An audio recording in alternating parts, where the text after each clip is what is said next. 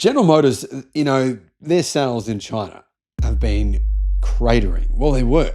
I mean, literally down by millions in the space of a few years. Staggering crash in China. All of a sudden, this year, their car sales period have gone up by 20%. It's just like, what? Why? Well, the reason why is because their EV sales are up by 75% in China. General Motors starts making EVs. They price them pretty well. All of a sudden, shock horror, they have a sales resurgence.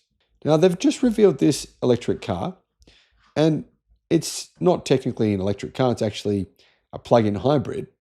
But apparently, it's the first plug-in hybrid MPV with a 5C battery.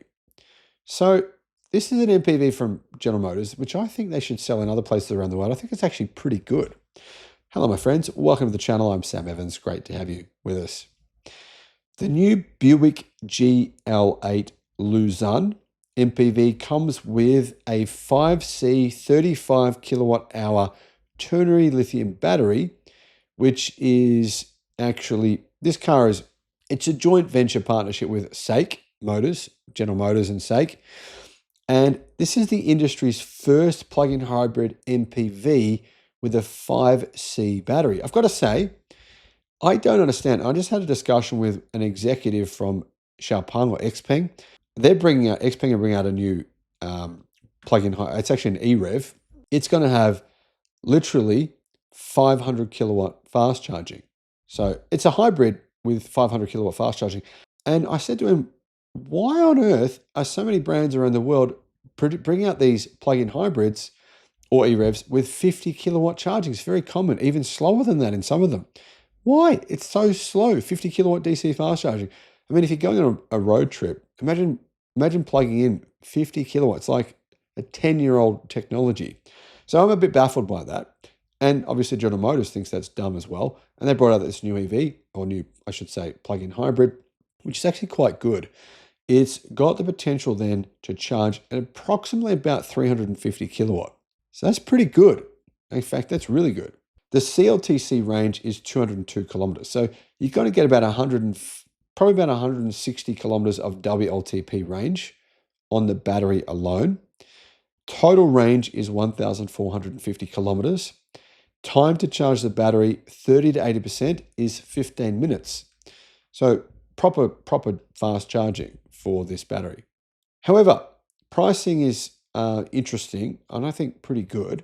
First of all, I should mention it comes with a lithium iron phosphate battery. So that battery packs lithium iron phosphate, thus the reason for this fast charging. You'll find that pretty much all the fastest charging electric cars in the world now are actually using lithium iron phosphate batteries. It's become the standard.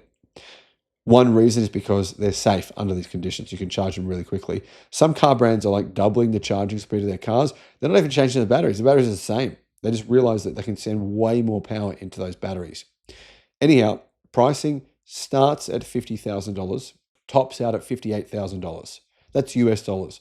But for an MPV with a battery pack this size, this charging speed, 50,000 US dollars actually seems like a really good deal. So this is a pretty big car. It's about 5.2 meters long and wheelbase is about 3.1 meters.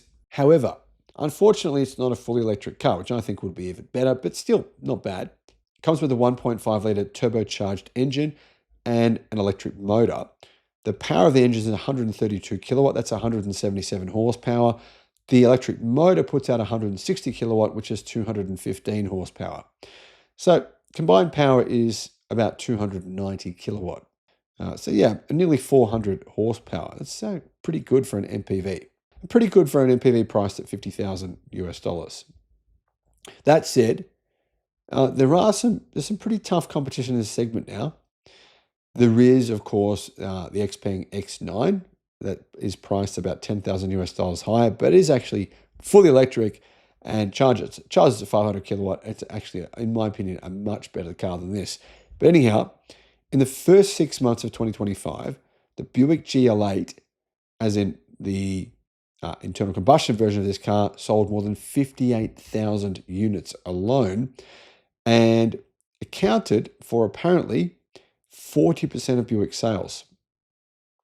Car News China says that in September of last year, the 2 millionth Buick GL8 rolled off the production line in China. So Buick have sold more than 2.1 million Buick GL8s, which is a staggering number, incredible number. But of course, sales have declined significantly since the heyday of this car. Now, though, with this plug-in hybrid version, I'm going to guess sales might come back a fair bit. So what do you guys think about this new MPV from Buick? Is this the kind of car that you'd consider? Is it actually any good? What are your thoughts? Let us know in the comments. And thank you for watching. Bye-bye.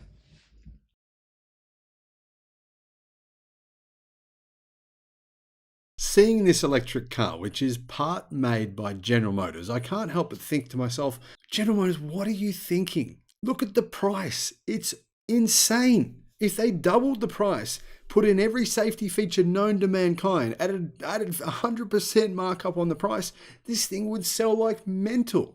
I believe this would be the best-selling car in the world easily. It would spank everything if GM just said, yep, let's do it. But for some reason, they're not. Hello, my friends. Welcome to the channel. It's great to see you. Thank you for tuning in. My name is Sam Evans, and as you can see, this car has me excited. First of all, just want to say a big thank you to our Patreon supporters. Thank you so much for supporting the channel. Really, really appreciate it. And everyone who has contributed to my wife's GoFundMe campaign for her cancer, her stage 4 cancer diagnosis, so-called incurable cancer. Your funds have been massive. 4,400 people have donated, and every single cent makes a huge difference. It's basically enabling me to just research the hell out of everything. I've spent so many hours doing that to try and figure out the best way to try and find a cure.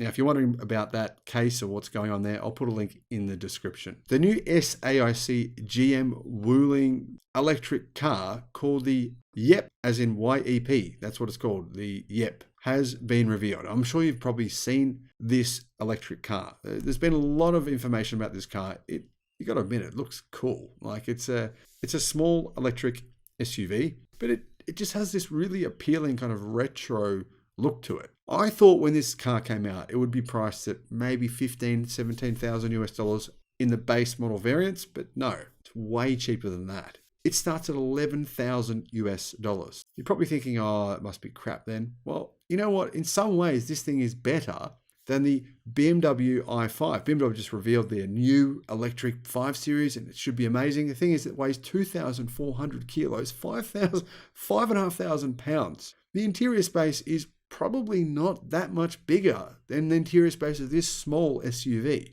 And it has this GM-based electric car has one big advantage of that BMW 5 Series. It's a ground-up EV. It has no compromises. This is the kind of product and the kind of price you can actually sell a vehicle if you focus on making it from the ground up. You really focus on, hey, how do we make this an EV from the start, from the first little design sketch, everything we do, and we make it a really compelling product. And for the